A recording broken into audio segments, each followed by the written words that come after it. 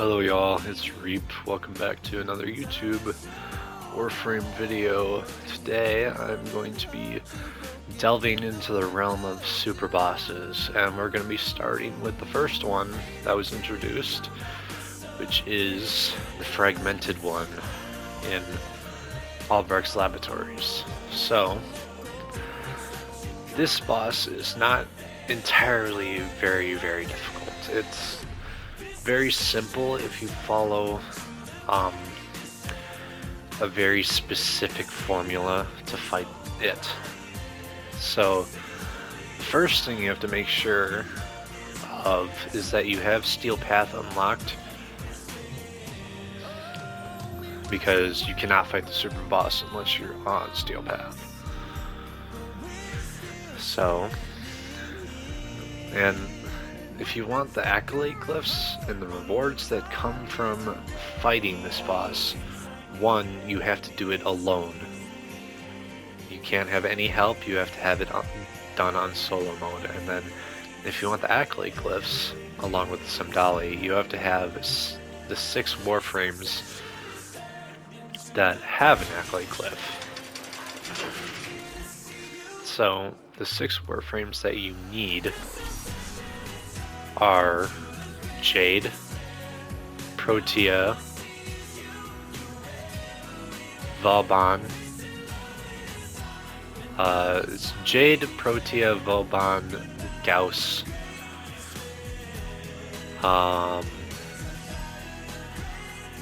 Sevagoth, and Mirage. So Jade, Protea, Sevagoth, Mirage, Protea, and Gauss. You need all 6 of those Warframes, and you need to beat the Fragmented one with each of them if you want all their accolade glyphs. And then if you do get all 6 accolade glyphs, you can get the Fragmented Noria. Easily the best Noria in the game for showcasing that you did something not many other players are going to do. So let's get into how we fight this thing, and then let's get into the builds that we use to actually fight it. Alright, now I'm going to actually show you guys the fight process with the Fragmented one. So first you have to click on Fervo, the boss node for Deimos, for the Murmur, for the Fragmented. Yeah, on Steel Path, make sure it's on Steel Path. So the main thing we're going to be doing here is, like, it's going to be very similar to what you do normally on a Deimos Assassinate for the Murmur. You're going to be collecting Murmur Eyes. You're going to be grabbing Atropos probes and stabbing them into Vitriums, so you can grab Murmur Eyes and summon the boss. So what you want to do, like I'm doing right here, charge up your Incarnants, because you want the Incarnants to be charged up, but once you get to the boss, like, you want those Incarnants to be ready. Now the slight difference here is that for the regular Fragmented boss, you just have to grab 30 Murmur Eyes. For Fragmented one, the super boss, you have to grab 60. So you're basically doing this twice. You're basically doing what you do to summon the boss twice. And this is easily what takes the longest in the mission. Like, I believe I only fought the boss for like 4 or 5 minutes on this specific run I'm doing here with Jade. I believe I only fought the boss for like 4 or 5 minutes, and I spent like 16 minutes collecting the Murmur Eyes. So collecting Murmur Eyes is easily going to be the part that takes the longest. So what I recommend to do is just prioritize the Murmur Eyes, and then once you run out of Murmur Eyes, kill enemies to make more Murmur Eyes show up. Because in my experience, like, if you kill enemies, the Murmur Eyes will show up more occasionally, so you can grab them faster and summon the boss faster. So Now, before we actually fight the boss, I may as well mention a few things. So the reason we chose the Torrid and the Latum to be our boss killing weapons is because the Torrid has very great ammo economy for its incarnate form. With the Torrid, you do not have to hit headshots to charge its incarnate. You just have to hit an enemy on anywhere on their body, and it will charge your incarnate. For the Latum, the Latum has significantly less ammo economy because you do have to hit precision headshots with the Latum to charge its incarnate. But we're doing it because like I said before, it doesn't matter what weapon you use to damage the boss. Both are good. I would rather use the Torrid because it has basically infinite ammo. But the Latum can also do some real nasty damage against this thing with devouring attrition. But we're using them both because they have incarnate forms, so a form of infinite ammo. But we're mainly using the Torrid because you don't have to hit headshots to charge its incarnate. Excuse me. But yeah, that's the reason we're using these two weapons. I would rather use the Latum on clearing trash mobs, but we also have the Archititron for that. Like as you saw right there, it can clear pretty much massive hordes of enemies just with melee influence alone. And its unique trait is a part of the reason why it does that. We're using it specifically for that, for melee influence. But we use the Torrid mainly to shoot at the boss. You can use the Latum to shoot at the boss too. Like later in this fight, the Latum is what I finish the boss fight with because it just does huge damage, but like it doesn't. You should whittle its health down with the Torrid first before like finishing it off with the Latum, because the Latum isn't going to kill it in one incarnate mag. But once you get its health low enough with the Torrid, then you can unload your Latum into it and it'll die really fast. So one other thing I should mention is that the Fragmented one has damage attenuation, which means your attacks aren't going to be doing as much damage as they would like on regular fodder enemies. You're not going to be hitting millions of damage. You're going to be hitting significantly lower numbers, and that means the boss can only be killed at a specific rate. Like, that's the best explanation I can provide, is that the rate at which you can kill the boss is slower than what you can kill regular enemies with. Like, you can't just one-shot the boss. Like, it's not going to work like that. It wouldn't be a super boss if you could just one-shot it. But it's a lot like with other enemies that have damage attenuation. The regular Fragmented also has damage attenuation. It's basically just it's the game limiting how quickly you can kill the boss, because it wouldn't be a challenge if you could just kill it really fast.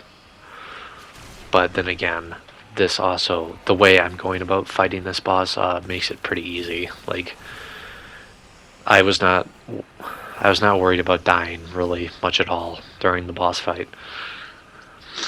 And you can die to the regular enemies as long as like you're not in the boss fight. If you die once in the boss fight, you're dead. But before the boss fight, you don't have any restrictions. Like, the restrictions come into play when you get in the boss fight, and then once you're out, the restrictions lift.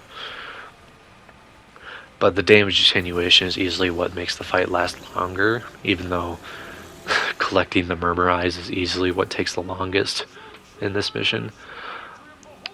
Alright, now we have collected the 30 eyes. And once Fibonacci tells you that you can summon the Fragmented Tide, but tells you if you keep exploring you'll find a more powerful version, don't go summon the Fragmented Tide.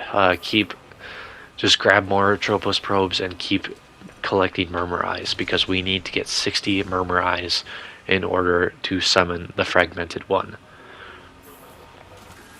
And this part is easily the most tedious because you're spending, like I said, you're spending upwards of 15 minutes just collecting the murmur eyes, and then you'll only spend like 5 minutes in the actual boss fight.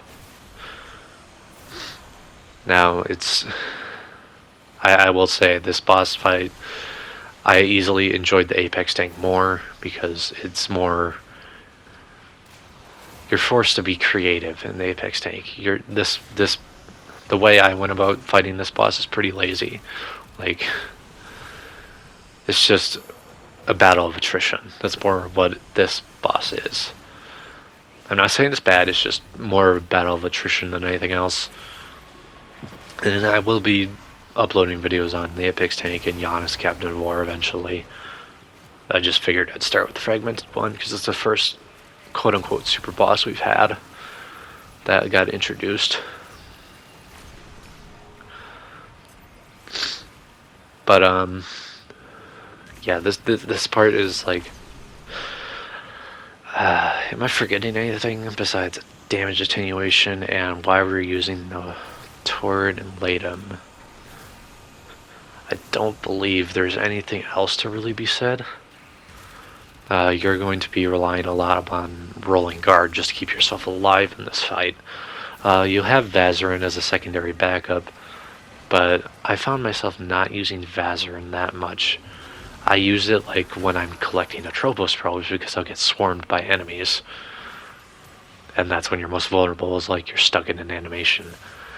But during the actual boss fight, I think I only used Protective Sling once because I just wasn't in danger for most of the fight. Like, this is easily what takes the longest here, is that I'm running around like a chicken with my head cut off because you have to run across pretty much the entire map to get all 60 eyes. Like, this is easily the part that takes the longest. Like, the boss fight is trivial compared to, I won't say trivial because it does have a degree of challenge to it, but collecting the eyes is easily what takes the longest. So I don't believe there's much else to say apart from, like, here I'm using Jade. You want to have as much defense as possible. You're not doing much with your Warframe at all. Like, we're not modding our Warframe at all for its abilities. We're modding solely for aim glide and survival, and with Jade specifically. And we can use Spirit of Resilience on her too to give us better shield tanking efficiency. And then we got Open Dim Eyes. I think that, I don't know how you say that, but we got her 3 to stun and slow enemies and strip them of their armor, so we can kill them more easily as long as you're looking at them, which makes it pretty easy to kill them during the boss fight. But we've also got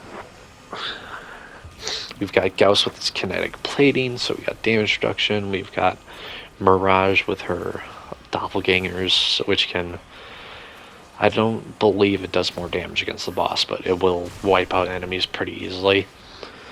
We got Protea. Specifically, we're using her grenade fan just to give us overshields. Vauban is easily the most useless frame to do this with. Like, I was not in danger with Vauban at all. It wasn't hard, but his abilities are very bad. Okay, and then right here we've got the 60 eyes. So once Fibonacci tells you that you let the Vitrium summon the most powerful form of the Fragmented, that's when you can go summon the Fragmented Tide.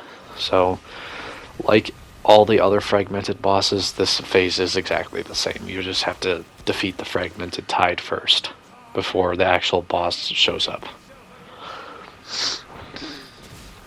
So, and that's what our Archititron is for, because we'll just bullet jump into the air and slam down and everything dies because of melee influence. Ever since they nerfed slam damage a little bit, I would suggest you bullet jumping into the air rather than just jumping. But there we go. The fragmented one is here. So it's a pretty tedious strategy. You just stay in the air and shoot at it. So I will point out these specific attacks that are a threat. If it summons those bony arms in the ground, be sure not to touch those, because those will hurt and those will nullify your abilities. It also had that. So this attack right here, no, not this attack, but that attack right there, that where it tracks you, like the hammer attack, that can hit you in the air. Like, that will easily hit you in the air. So that's the attack that's the main threat of this boss. Like, where it tracks you with its long hammer arm. That's the attack I recommend you roll out of the way of, and then you'll be fine with rolling guard. But the main thing you're doing here is just bullet jumping into the air and aim gliding and shooting at it with the torrid repeatedly. And you're going to be charging shield the entire time, but when your shield is broken, like, it'll just get charged right back up because of all the mods we have. Like, synergy is very important in this mode, because you just need constant shield regeneration to survive this. But here, yeah, it's pretty simple for the first phase. Like, you'll have like maybe 3 enemies accompanying the actual boss, but you're just focusing your attention and your torrid fire on the boss, and making sure you stay above it at all times, because if you get hit by something, don't engage it on the ground, because you're definitely going to get hit by something on the ground. I recommend you always stay above it. The only time you should be on the ground is refreshing your aim glide.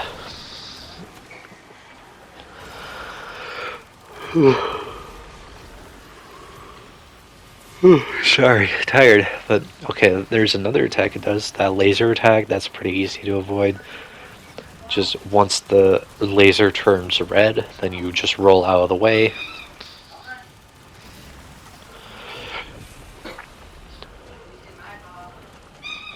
So it can be a little hard to see where the boss is sometimes because of all the numbers.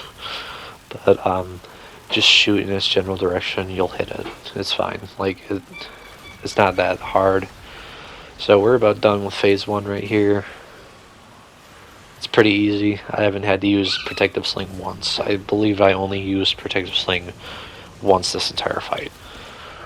But then phase 2 comes, it's just the Fragmented one, and then it'll summon a bunch more enemies. But since the Torrid's beam changes between enemies, and we have a bunch of mods that will ensure instant death to all those enemies, you'll be fine. And then here's the Latum. We're cleaning out the trash with that. Mainly the Eximus units we want to save the Latum for, and then I do use the Latum to finish off the boss because it does do really good damage with Devouring Attrition. But here, yep, as you can see right there, if you let an attack hit you, it will nullify your abilities, including transference. So try not to get hit by anything it does. It will gain a few new attacks in this phase, but it's not overly threatening. And then here I'm just using the Latum to finish it off. It'll do this. When it does this attack, just run away from it. And I like to Protective Sling just in case. So I guess I did it twice, but I only did this one just in case. I wasn't really feeling threatened. But then once you kill it, you get your Accolade Glyph, and then you can just head to Extraction. So yeah, that's the Fragmented one. It's pretty easy once you get the hang of it. And then I never died once fighting this thing. It's I would say not the easiest, but there.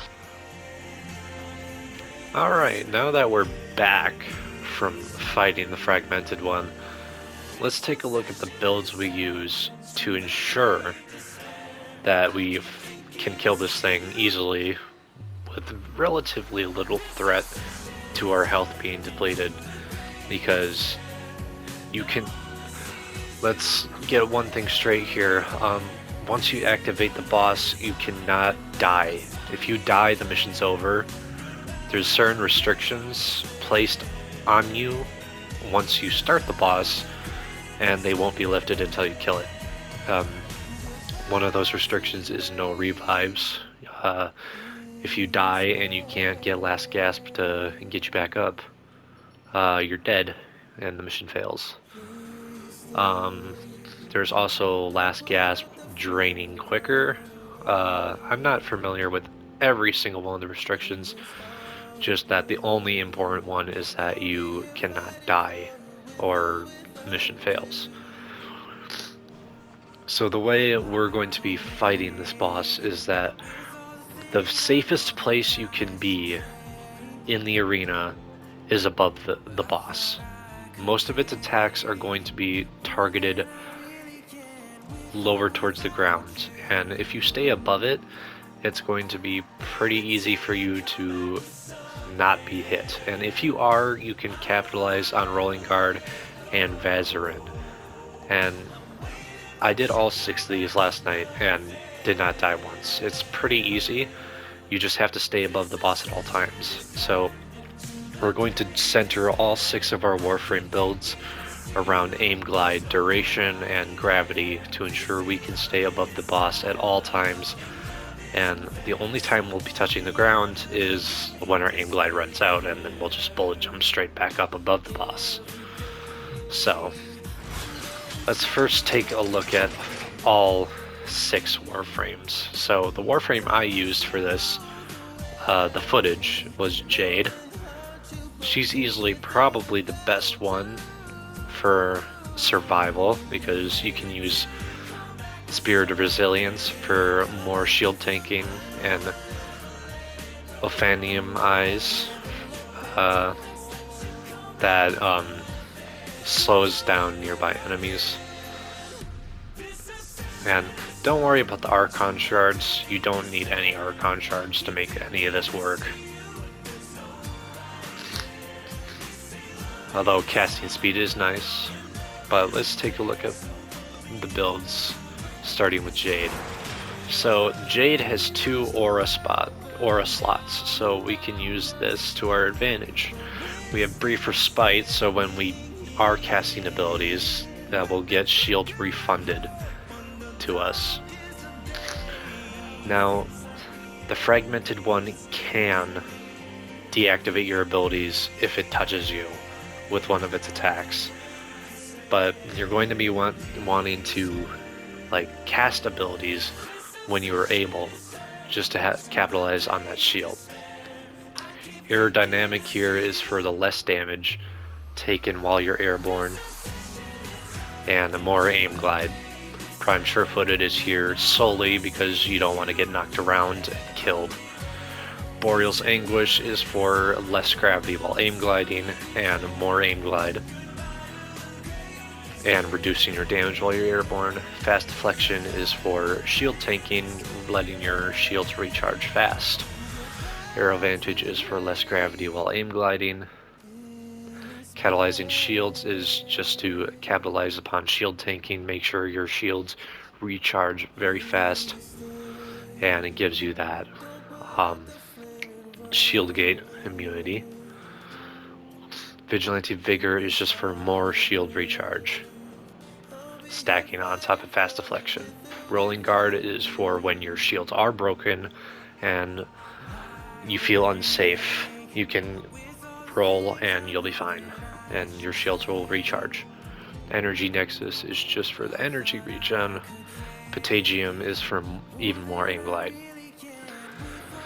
Arcane Aegis is for the shield recharge when your shield is damaged, and Arcane Nullifier is to avoid the magnetic status that the Fragmented one will. The Fragmented one does deal magnetic status, so you want this to not be losing energy, so you can cast your abilities and have more shields. This is we're focusing on shield tanking here. That's pretty much it. We want to stay alive. We're not doing anything with our Warframe besides staying alive. Our weapons are going to be doing the work. So that's Jade. Let's go to Vauban next. So these Warframe builds are going to be very, very similar to each other.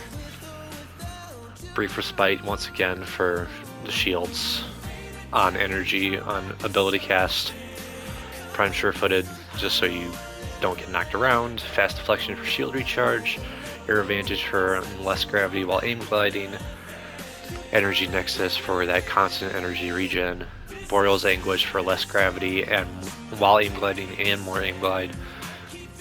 Vigilante Vigor for the even more shield recharge. Catalyzing Shields for that less shield capacity and shield gating. Rolling Guard to capitalize upon if you feel unsafe. Potassium for even more aim glide. Same arcane, same reason.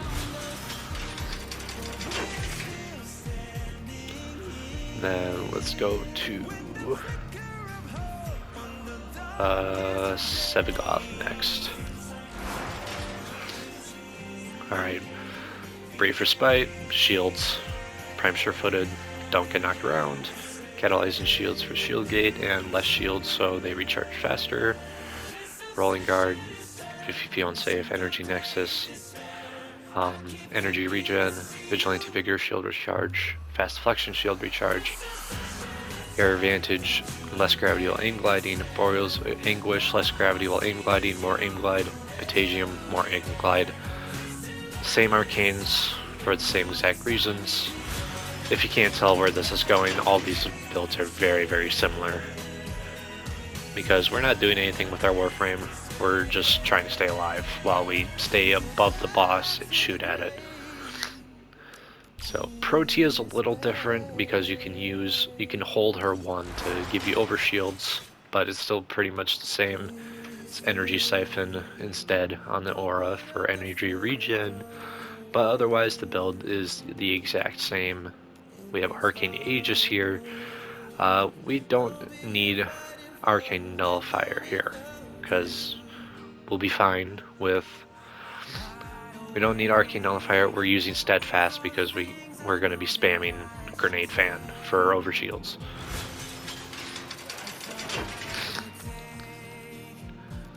Let's go for Mirage next. If I can. Okay, there she is. Alright, Steel. Okay. Exact same build. Like, these Warframe builds are pretty much the exact same. Protea is the only one I believe I built differently. And then the last one. Or did I get everyone? I got Jade, Mirage, 7. Okay, no, there's Gauss yet. But, see, exact same.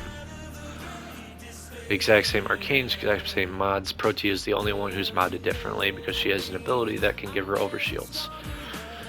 But you get the idea. We're going to be spending most of our time above the boss shooting at it.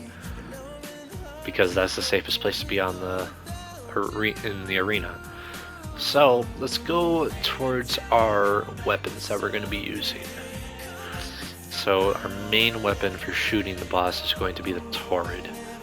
The evolutions you want are Final Fusillade, Swift Deliverance, and Commodore's Fortune. And our build is going to look like this: for Prime Shred for fire rate, Galvanized Chamber for multi-shot, Malignant Force, Rhyme rounds together for viral, Thermite rounds for extra heat, Prime Firestorm for the blast radius, Vital Sense for crit damage, Critical Delay for critical chance, and fire rate isn't very much affected. Vigilante Supplies just for converting secondary ammo pickups to primary ammo. And then Merciless because we are going to be killing enemies because the beam is going to chain. And then they'll provide even more strength. And then the weapon we're going to be used to clear out lesser enemies, and then this can also deal huge damage against the boss itself. It doesn't really matter what weapon you use to damage the boss itself, either works. But for this specific Latum build, we want Rapid Wrath, Lethal Rearmament, Elemental Excess, and Devouring Attrition, specifically for that huge damage boost on non-crit attacks. So this is going to be a non-crit build. So we got Prime Fulmination for the Blast Radius and the Incarnate form, Galvanized Diffusion for the multi-shot, Lethal Torrent for the Fire Rate and multi-shot, Pistol Pestilence and Frostbite together for some viral, Scorch for some heat, Primed Heated Charge for heat, Pistol Elementalist for status damage and reload, Steady Hands for less recoil, because the Latum does have some recoil on it, and Cascadia Flare for heat status, giving damage. So we're going to be doing a lot of status with this thing, not crits, and then that'll stack up to a lot of damage on the boss itself. So, and now the melee weapon that we're going to be using to combat the lesser enemies is the Archititron, specifically because of its unique trait, melee, where melee kills grant the next slam attack 250% damage, 2 meters range, and stacking up to 5x, and where slam attacks apply electricity status effect, which is great for melee influence because we're going to be killing a lot of enemies in a huge groups, because the influence will just chain towards everything. So stance doesn't really matter, we're just using what is on the polarity. Dispatch Overdrive is just for movement speed when we heavy attack. Prime Pressure Point is for the pure damage. Orc and Shatter is for the crit damage. Shocking Touch is just so we can... Shocking Touch and Voltic Strike is just so we can capitalize upon melee influence. Sacrificial Steel is for crit chance. Melee Elementalist is for the status damage on melee influence and the heavy attack windup speed. We're going to be slamming, not like traditional heavy attacks. Seismic Wave is the slam attack damage, and Galvanized Reflex is for the slam attack, heavy attack efficiency. And then, of course, the focus school we want is Vazarin, specifically so we can take advantage against Protective Sling, where if you Void Sling through your Warframe, you're granted 5 seconds of immunity, which is going to save your life more often than not. And then the companion we're using is Worm. We're using Guardian for boosting our shields, Negate for preventing status effects, Shield Charger to charge our shields, Tenacious Bond specifically for final crit damage multiplier, Primed Regen for Sentinel Recovery, Vacuum for obvious reasons, Duplex Bond for more Worm primes, Manifold Bond for status effects and reduces companion cooldowns, Calculated Redirection just for more shield, and Reinforced Bond for more fire rate. And then we have the Vergalist here, where, as you can see, I also use this on Apex Tank, which I will make a video on soon. But this is Galvanized Chamber for the multi-shot, Serration for damage, Rifle Elementalist for status damage, crit damage for critical delay for crit chance, Vital Sense for crit damage, Rhyme Rounds Malignant Force for, I believe this thing has innate. Okay, no, this is for viral. And then we have Hellfire for heat.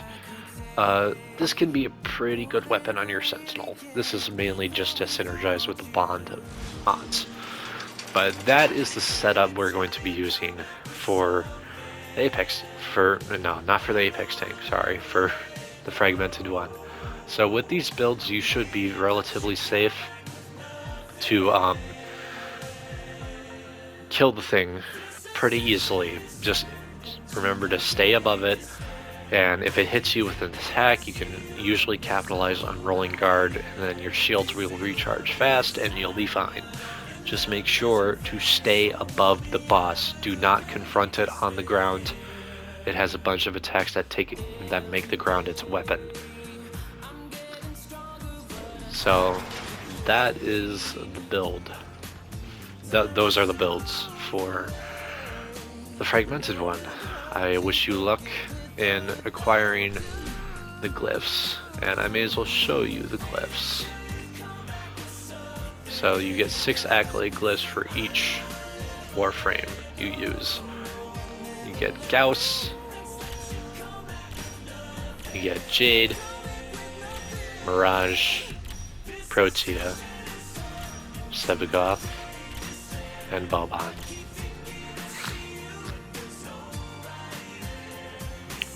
And then you also get a Sumdali for your landing craft. Now, I don't like this Sumdali much, but the Manus Sumdali is what you will get. And that's about it. That's the Fragmented one. It's the first attempt at a Superboss Warframe is done. It's a pretty good boss. It's not that overly difficult. So I wish you luck. Use those builds if you want. That's just the most success I've found. It's like I said, the safest spot to be is above the boss. So just I don't know where I'm going with this, but good luck, and thank you for watching. Goodbye.